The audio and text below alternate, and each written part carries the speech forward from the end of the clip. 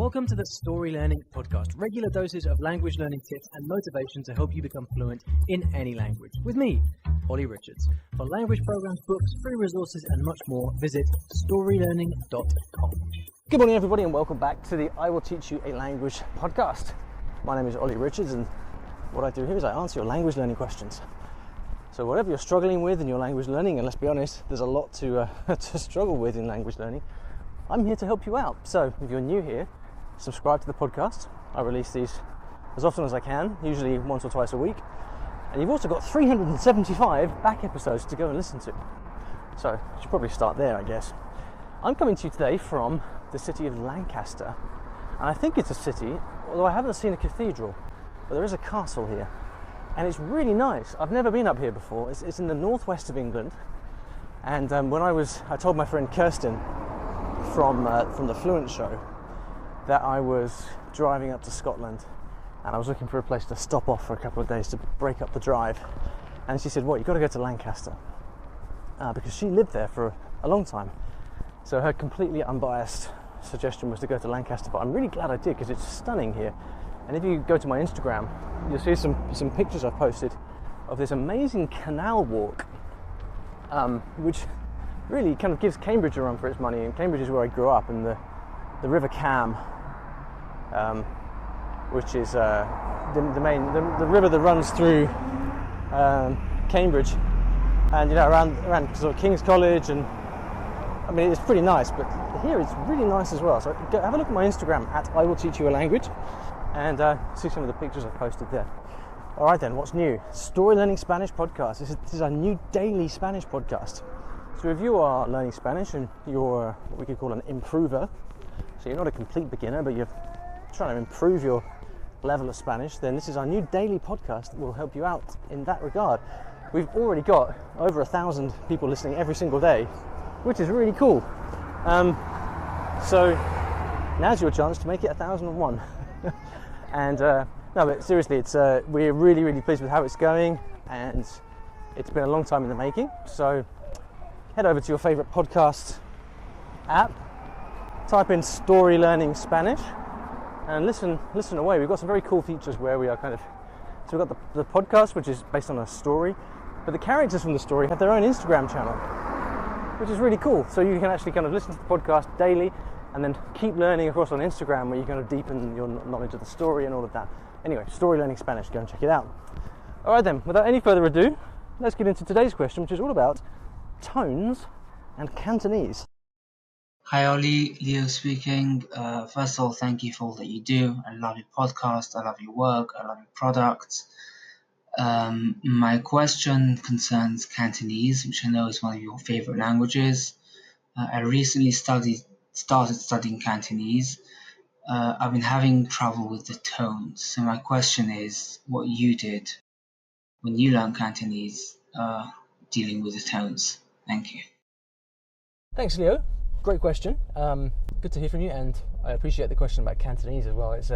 Cantonese is a language I've been learning for quite some time. It's not my strongest language, partly because it's really, really hard, but I really, really enjoy it, and I have been through all of the kind of ups and downs of the learning process. So I think I can offer you some words of wisdom here, or at least some words of experience. So just a bit of background for people who aren't familiar with Cantonese or tones or anything like that. So Cantonese is a tonal language, and a tonal language is one where the same sound or what would seem to us to be the same sound, it can mean totally different things depending on the tone that goes with it. So in Cantonese, you have 6 tones, and there are debates around this. Some people will say that strictly there are 9 tones, but I think, in my view, those have kind of merged together a lot over the years, and 6 tones is, for someone learning Cantonese, the best way to think about it. And so if you take a word like, or to take any kind of sound, right, like C, let's take the sound C. Now, I'm going to say that word in 6 different tones, and it's going to mean 6 different things, okay? So the 6 tones in what we could call numerical order are C, C, C, C, C, C, and those are 6 very different things. And not all of those sounds actually mean something, but they can, if the word was different, then it would have one of the 6 tones that I've just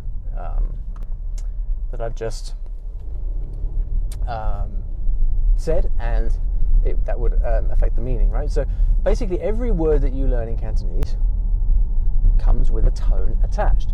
There's no such thing as a neutral word. You can't just learn the sound of a word and ignore the tones, because the tones are baked into the word itself. And this is partly why I think it's such terrible advice that you often hear from, not often, but sometimes you hear this advice from people, which is, oh yeah, if you're learning Chinese or Mandarin, Cantonese, Thai, whatever, just ignore the tones, because you can communicate without them. Like, ignore the tones and learn them later. If there's one thing you do, Leo, do not ignore the tones, right? Because it will come back to bite you big time later on.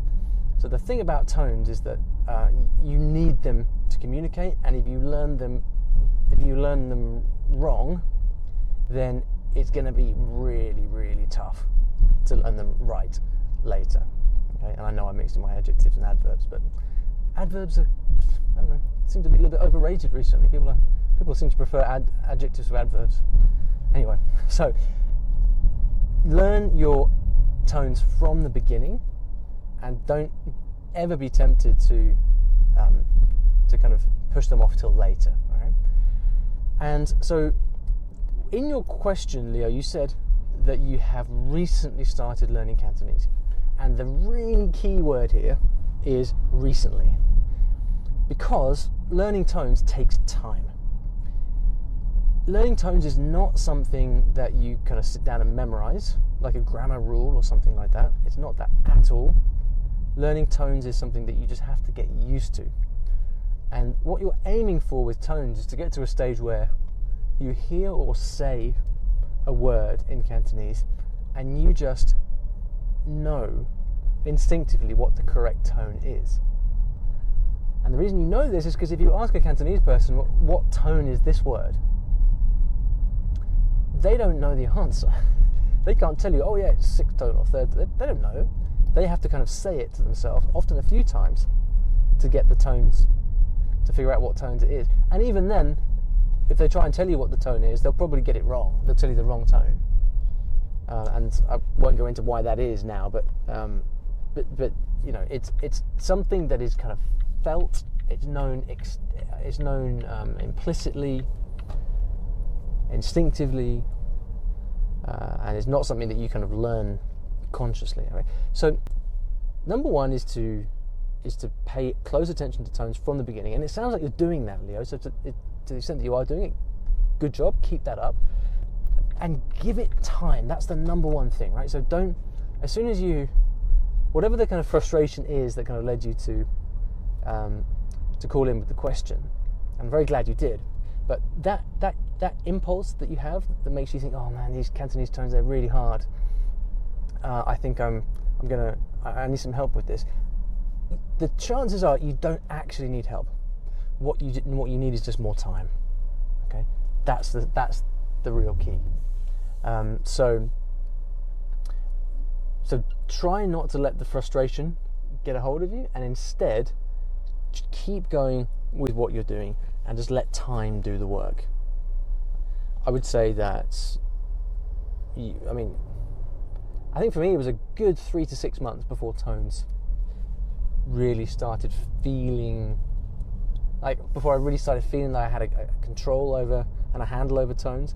And then even then you're gonna get them wrong, you're gonna forget some. It's an ongoing process of learning them, but it is through this deliberate practice, this deliberate learning over time with tones, and paying attention to them, that you're going to master them eventually.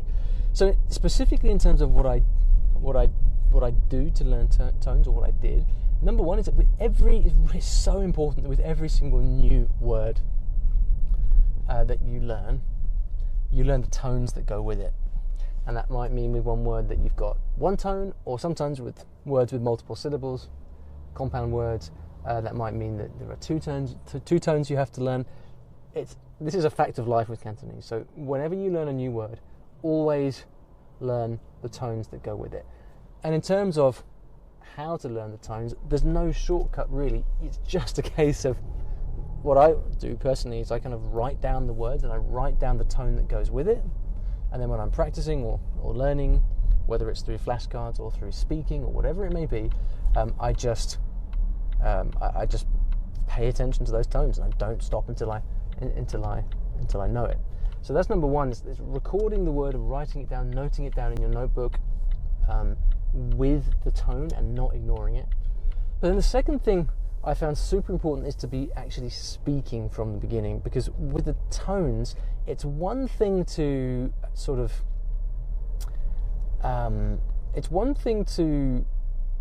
be able to recognize a tone or kind of learn a tone by yourself. It's a very different thing to be able to produce it when you're speaking and actually like get this long string of words out of your mouth with correct tones. And it's precisely because it's so difficult that you need to do it from the beginning. So I would say that that you should be having what I call speaking sessions in Cantonese. So find a tutor on italki or something like that, and be practicing with them from the beginning. Have simple conversations, and your main aim should just be to kind of just get the words out of your mouth, and to be doing that like once, twice, 3 times a week. And that process of just going through the motions of trying to speak, however difficult it is at first, that is what's going to act as a kind of double team, if you like. On the one hand, you're learning more passively. On the other hand, you are actually outputting and speaking.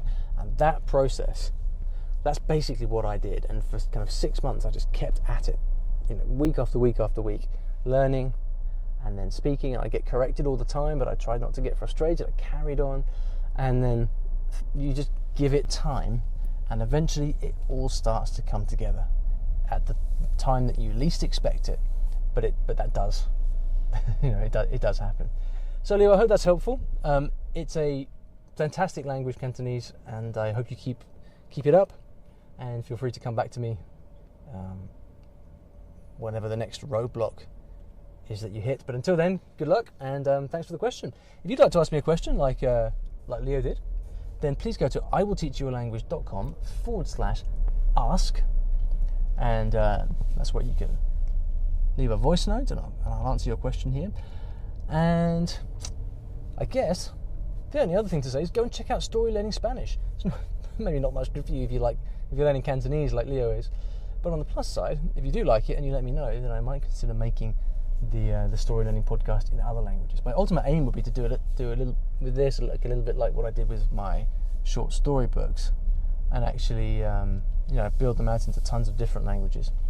But that's something that's a plan for the future. Anyway, that's it for now. Thanks so much for listening, and I'll see you back in the next episode of the podcast. Take care. Thanks for listening to today's episode. And here at Story Learning, everything that I do is powered by stories, whether that's writing books, teaching lessons, crafting courses. My mission is to help everyone succeed at learning a new language through the power of story. And we now have comprehensive language courses in over 15 languages, from Spanish to French, Korean to Japanese, and across all levels from beginner to mastery. And you can take a 7-day free trial of any of these programs by visiting storylearning.com/courses. I've poured my heart and soul into creating these courses over the last 10 or so years, and we've helped tens of thousands of new students achieve their dreams of learning a new language, all through the power of story. So go ahead and take a free trial. There's no commitment. You can try out our method for free. See if this can also be the breakthrough for you that it's been for so many other people. storylearning.com/courses.